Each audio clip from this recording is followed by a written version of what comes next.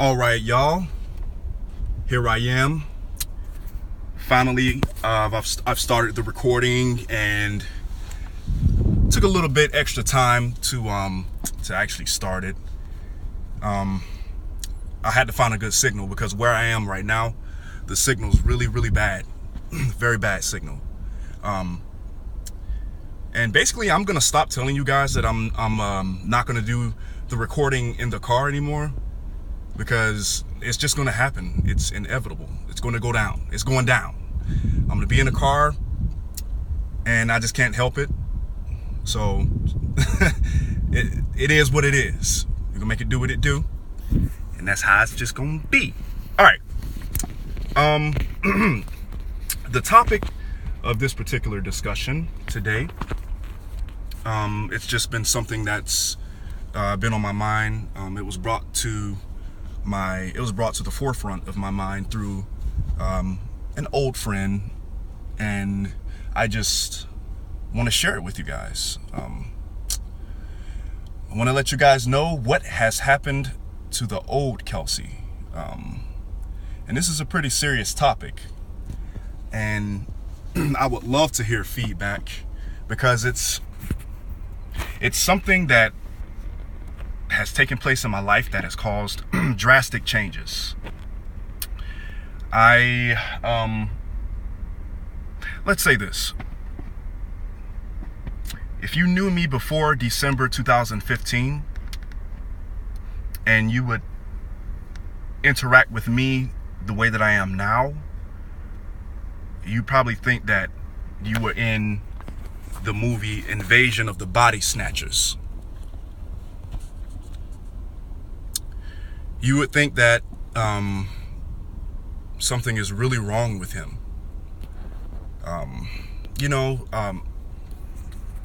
The guy that I was for 16 long years, 16 years, is gone. And he needed to go. Let's say this. Let me start here. Back in, my knuckles ashy still? Let's see. No, they're a little better. Back in 1999, 2000, around that time, and I think you guys know where I'm gonna go with this. 99, 2000, I became a born again Christian. I got saved and gave my life to Christ when I was age 13, I believe. Age 13, summer of 2000. At age 13, I became a born-again Christian. And I went to high school, and I had a reputation for knowing how to draw, for being quiet, I guess, and for being a Christian. I would bring my this little black Bible with me everywhere I went throughout the school, and I just couldn't put it down. I mean, I couldn't stop reading, and I would separate myself from the rest of the students at lunch to read the Bible, and I don't regret it at all. I don't regret a second of that. It was who I was at the time, and I'm losing focus because I'm being distracted by all this stuff that's happening here. But yeah, it was a major change that happened in my life. I had come to grow close to God, and I began to know Jesus, and things were looking great. Things were looking really good at the time. I had like peace that I've never had before. My life had purpose, and I had the hope of heaven and the afterlife, with the Lord. But at the same time, I was still going through changes as far as adolescence, things of the sort, the typical teenage changes that take place back then. But long story short, I graduated high school, and that same reputation followed me into the military. They knew me for being that Christian guy, Gifford, the crazy Christian guy. That's who I was. The Jesus freak, the Bible guy. That was me. And I went to my second command, and I was known for, reading the Bible, being the Bible guy. They gave me, the ship's chapel. I was in the Navy. They gave me the ship's chapel at 2000, which is 8 o'clock civilian time. And they let me use it to teach Bible study. And I was on fire, and it was my passion. It was something that I felt like God was calling me to do. And I was totally sincere, I totally put my all into it. So, long story short, around the time that I got out the military, I suffered depression starting in the military. I saw a couple of weird things that triggered like major depression, and a depression that I've never ever felt before, because I've tasted depression before the military, but oh shoot, man, I've tasted depression before the military, but it was during the military that something else began to take a hold of me. After seeing, a couple of weird things that I would not want to discuss, it triggered something in me, like the darkest depression that the darkest feeling that any human could undergo, and it followed me around. But I was still a believer. I was still a Christian. And some people would see me, they say, yeah, Gifford's crazy, man. He's that Christian guy, but he's just crazy, dude. He's just crazy. And, that's what I was kind of known for. But it was my passion. It was what I wanted to share with the world. I wanted to share the gospel with the world, share Christ with every living soul. So, like I said, during the time I got out, I started to, continue with the depression that I was undergoing that started in the military. And it got really bad, to a point where in 2011, I attempted suicide. I'm sure some of you already know about that. I've shared it on Facebook, and I've told some of you in person. I'm not crying, by the way. I'm not shaking because I'm crying and stuff. It's because this pre-workout that I just took is really doing weird stuff, and I feel jittery. But yeah, I'm not crying. But yeah, I attempted suicide, and I almost died back then. It was a terrible experience. Definitely would not recommend that to anybody. Very scary, knowing that you're going to die, very scary. But then after that, I started to notice a major decline in my walk, in my Christian walk. I started to struggle in ways that gave me such a hard time that I just thought about throwing in the towel. And it just rocked my world. Depression started kicking my butt, man. But anyway, this continued up until December of 2015. Oh, by the way, I had a radio show back in the day.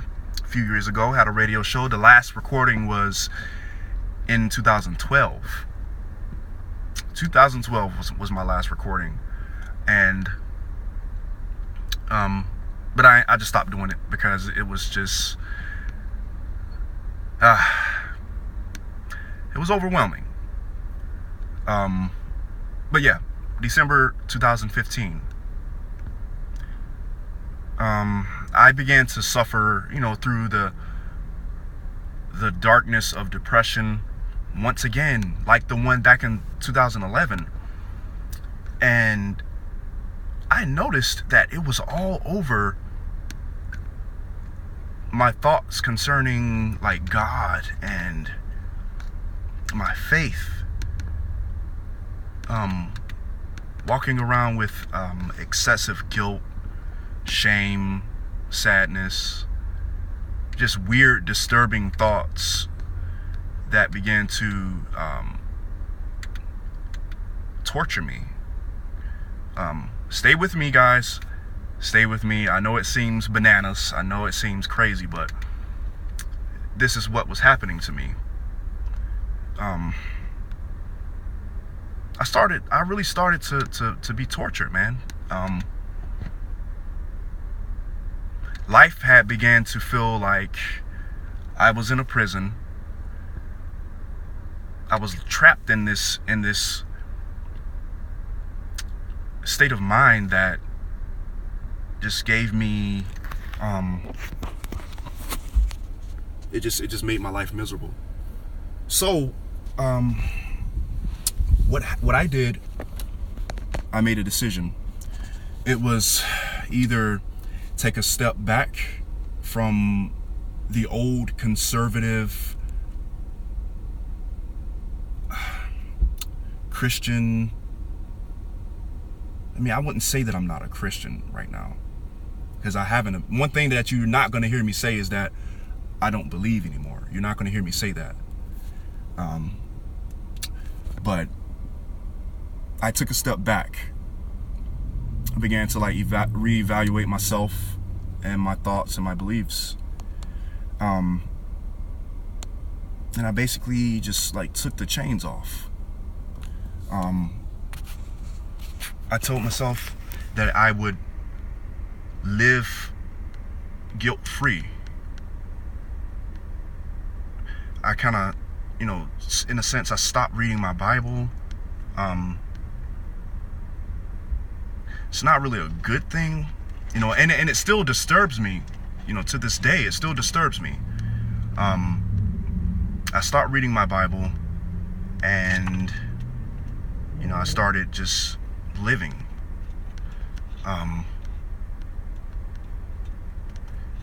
That's not to say that there's something wrong with the Bible. Clearly it was something wrong with me. But I had to put it down. I had to give it a rest. I had to take a hiatus from it.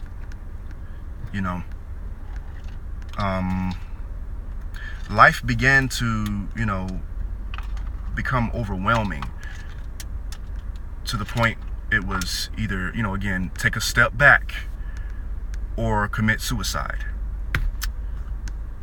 So I made the choice to take a step back, because obviously I'm here, yeah.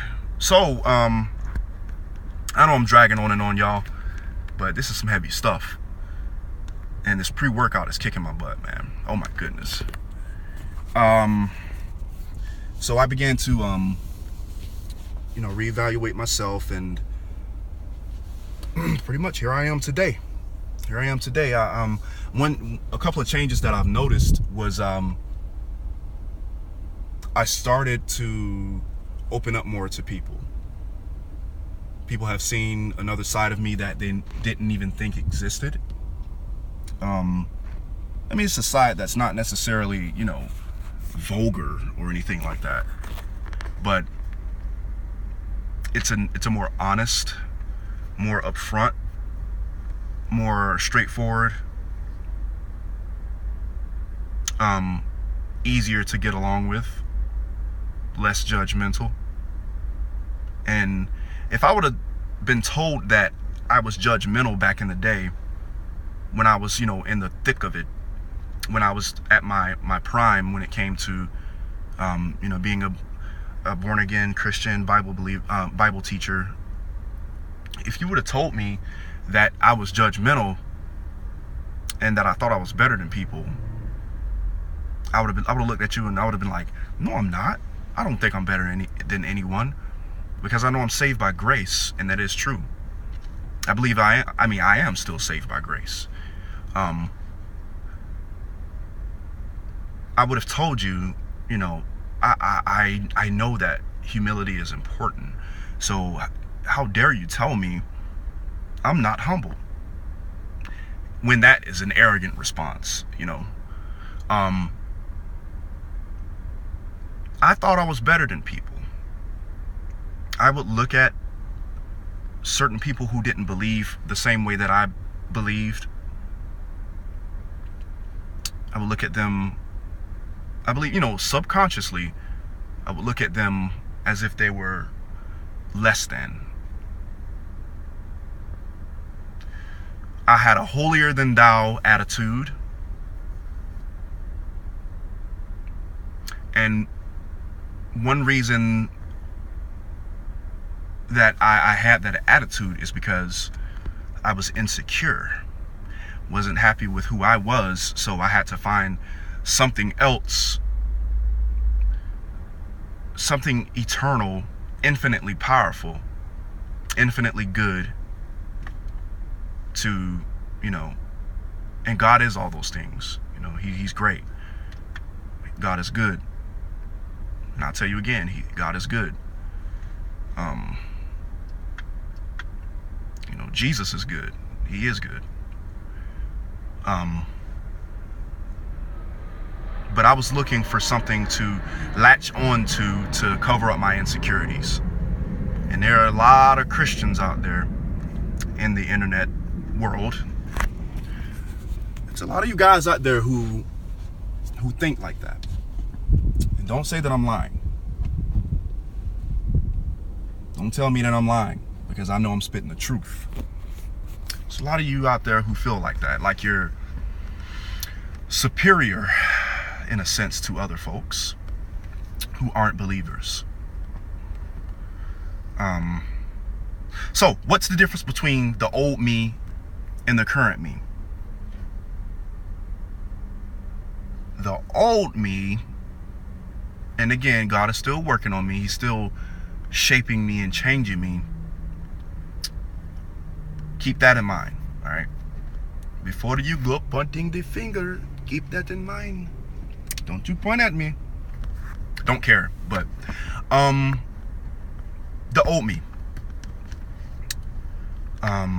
I was very, very conservative. Not necessarily politically, because I come from a woke family. My family, we are woke. We woke. 1990, the year 1990 up until I believe 99, we were celebrating Kwanzaa, doing Black history, and we were aware of the Black experience in America. So I come from that. So I'm not saying that my conservative beliefs were necessarily political. They were more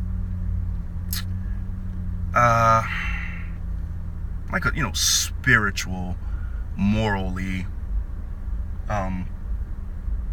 or at least what I thought was moral, or what I perceived to be moral.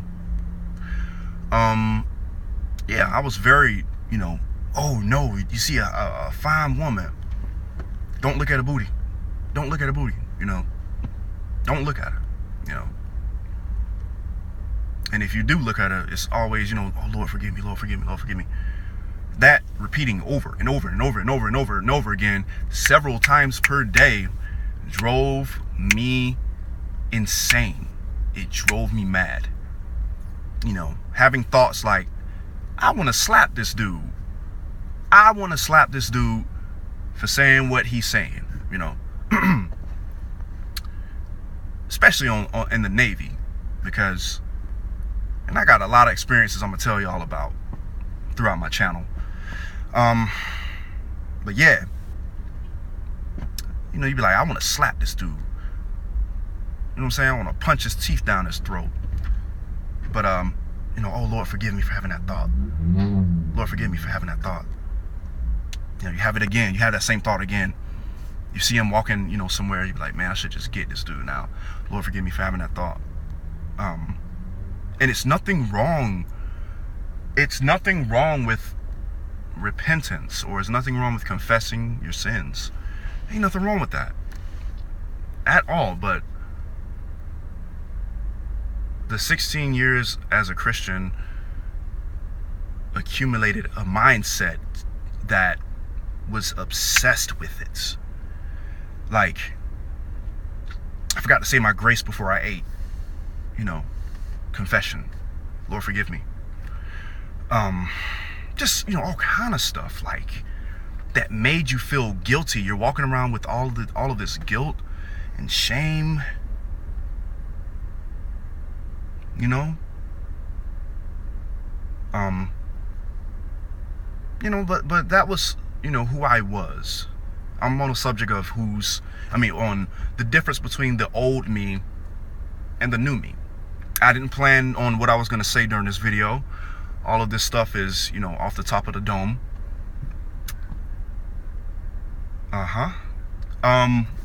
But the old me, you know, in dealing with other people, man, I was just like, I was a prick. I was a jerk. I was a jerk. I admit that. I was a jerk. Yep. I didn't talk to certain people because, I mean, I did. I mean, I wouldn't say that I wouldn't talk to them, but I would talk to a lot of people for the simple purpose of proselytizing, for the simple purpose of, you know, sharing my faith, which is nothing wrong with that. But it's kind of deceptive, kind of two-faced. You see what I'm saying? Like, only reason you want to be my friend right now, only reason you want to chat with me right here at this table is to share your faith. Are you really interested in speaking with me and spending time with me? Or are you just, you know, interested in receiving psychological gratification by doing what you think God wants you to do? You feel what I'm saying, y'all? So that's how I rolled. That's how I rolled. All right, the new me, the current me. I'm sure some of you see it. You've seen it. You've experienced it.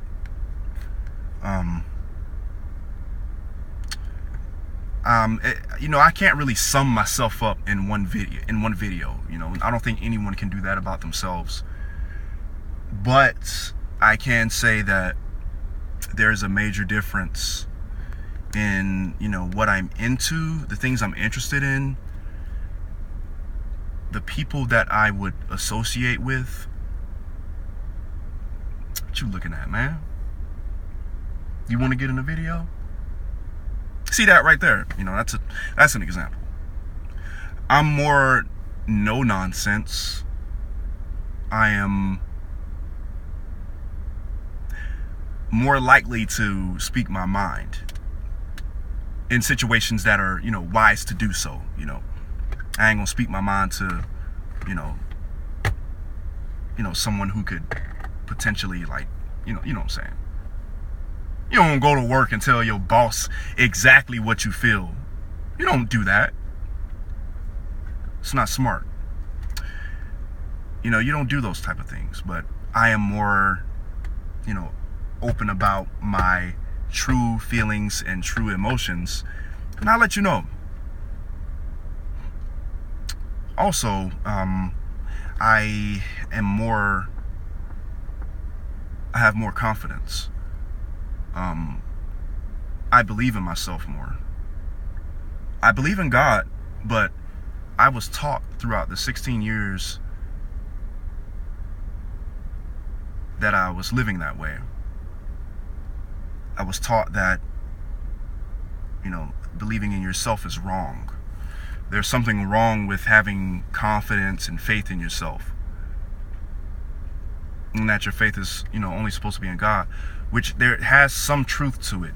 There's some truth to that. And what I mean by having some truth to that is that you without God, without Christ, I'm a Christian. So whatever it is that you believe in, just put it in your particular context. I look like a zombie, by the way. I'm so tired, y'all. I've been so tired all day, exhausted. But yeah.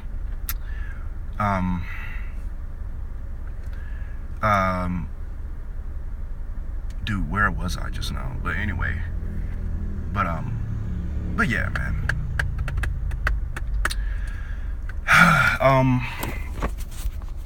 I've been through the change. The change of, the things that I am into, that I'm interested in, the things that I would say. I'm more like, there it is. I'm more confident. I tried to play that off real good because I totally forgot what I was gonna say.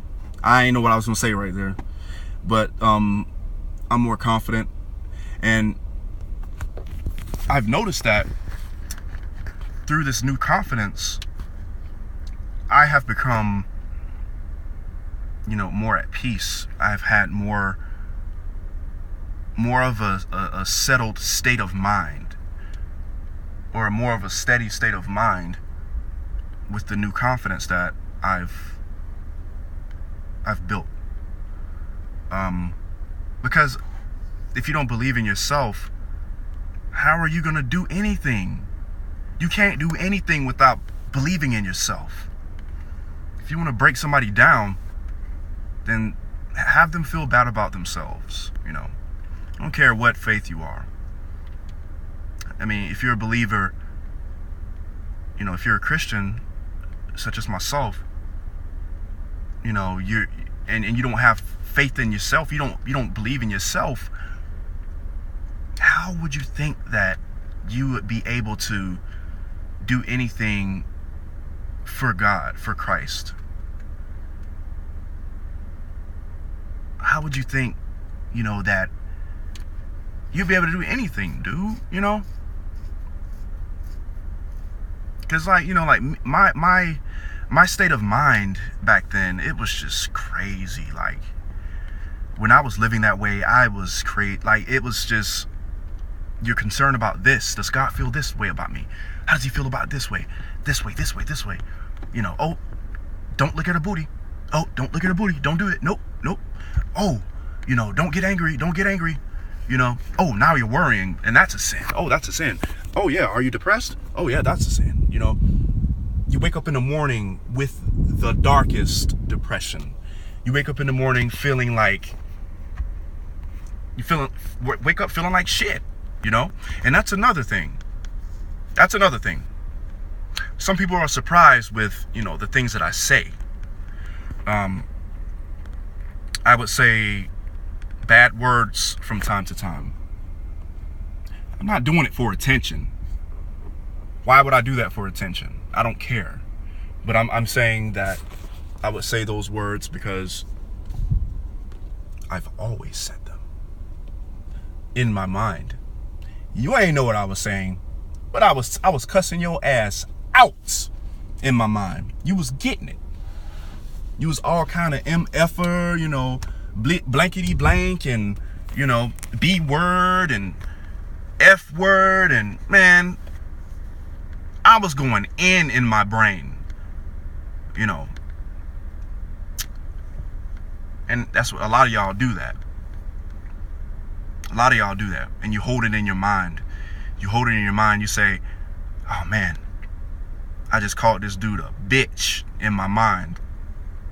But I can't say it out loud because it'll be bad. It'll ruin my testimony. You know, it'll ruin my testimony, but you don't realize that it's ruining your mental health. You're going nuts. Holding things back like that can drive you mad. You know, self-restraint in a sense. I mean, and I'm not condoning, you know, being rebellious against God, especially, you know. But what I'm trying to say is holding those thoughts and these emotions and feelings back for such a long time can drive you insane. You will be crazy as hell. Crazy as cat shit. Bat shit crazy. And I'm not even gonna tell y'all some of the real stuff that I went through. I'm not gonna even share that with you. Eventually I will eventually. But I done went through some it's been some dark times, you know, as a result of, you know, that lifestyle that I lived. But as far as my interests have changed. I'm very conscious. Like I said before, I was woke in a sense, but I was just misguided. I was very misguided. Very misguided. I had coon bones. I was a coon. I was. And a coon is a black person who sells out and is basically against everything his people stand for, or basically against his own culture. Who's a self-hating individual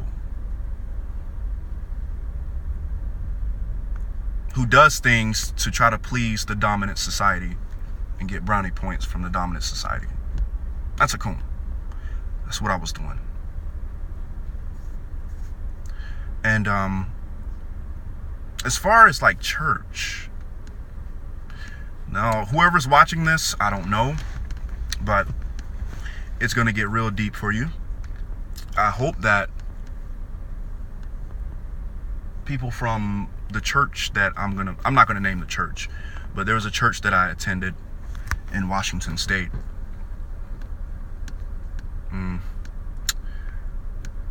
There's a church that I attended that I experienced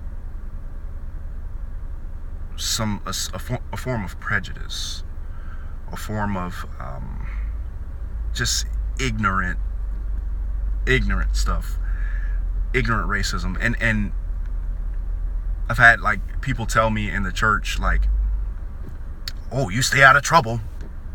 I dropped my daughter off at the baby room. Stay out of trouble. I'm like, what you mean stay out of trouble?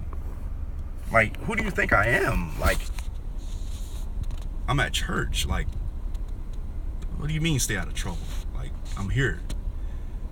And I'm like, you must have me confused with somebody else. Like, because you keep telling me to stay out of trouble. You know, like, why? Stay out of trouble. Stay out of trouble. You know? He was an older guy. He used to tell me to stay out of trouble all the time. And it was offensive. I'm like, why? Well, you think just because I'm black, I'm going to do something? Like, I'm going to get in trouble or something? Come to find out, there was another black guy around my age in the church.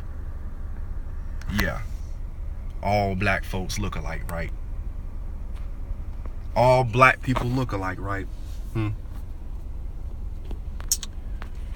Yeah. So, you know, dude kept saying that and stuff. And then even a certain individual in that church who's very influential. I think you all can understand where I'm going. Who's very influential throughout the church would always get my damn name wrong. Always get my name wrong. And it's not that, he didn't remember my name, generally, like he just, just like how he would forget, your name or anyone else's name, or that he's just bad with names. He would always call me Ashley. I'm like, hi Ashley. Who the hell is Ashley? My name's not Ashley. No, it wasn't Ashley, it was Demetrius. Hey Demetrius. I'm like, who the hell is Demetrius? Where is he? I don't see Demetrius. So, that happened, a couple of times. I would correct him. It happened over and over again. So, on a day that, let me not share that. That would just give it away. So come to find out, this Demetrius name actually belonged to a black guy who was around my age, right? This dude ain't look nothing like me. He ain't look nothing like me, except he was black. I started experiencing that kind of stuff in the church. You know what I'm saying? I got other examples too. And then I would see certain things online, and those things would disturb me. I would go to a conservative Christian website. On Facebook, on a page. Read the topics on, things dealing with black issues and whatnot. Read those topics. Read those comments. Scroll down. Read those comments. And see whether or not you're disturbed as a black person. It seems like their ignorance of black folks, or their love of covert white supremacy,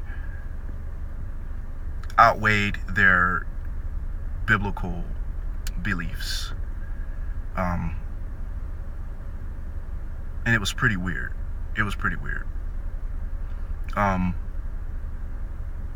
And it pissed me off, to be, frank. And it pissed me off because I'm like, yo, like, you should know better than, to be backing George Zimmerman. Sitting up there backing George Zimmerman. You dig? Sitting up there,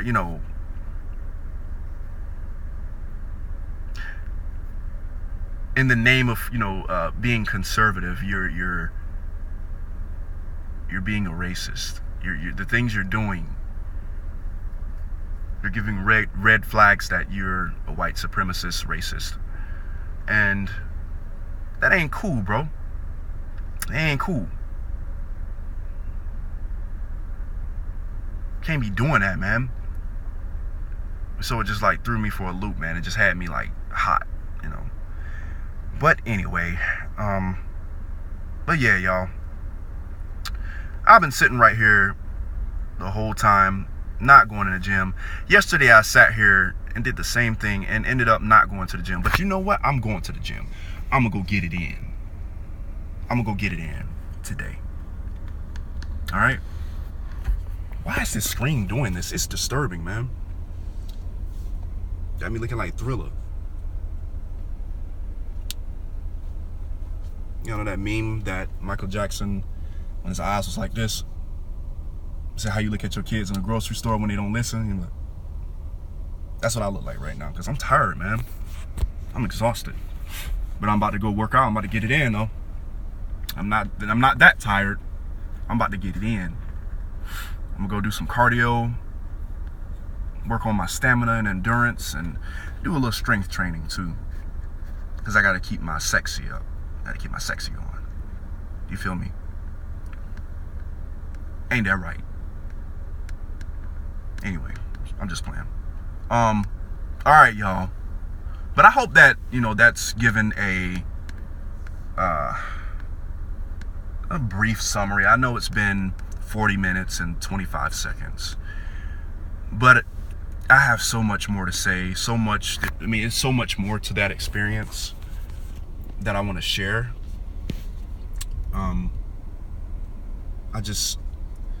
It's going to take more than, you know, 40 minutes. All right. So if you want to chat with me, you got any questions, you know, that you want to ask me, feel free to hit me up.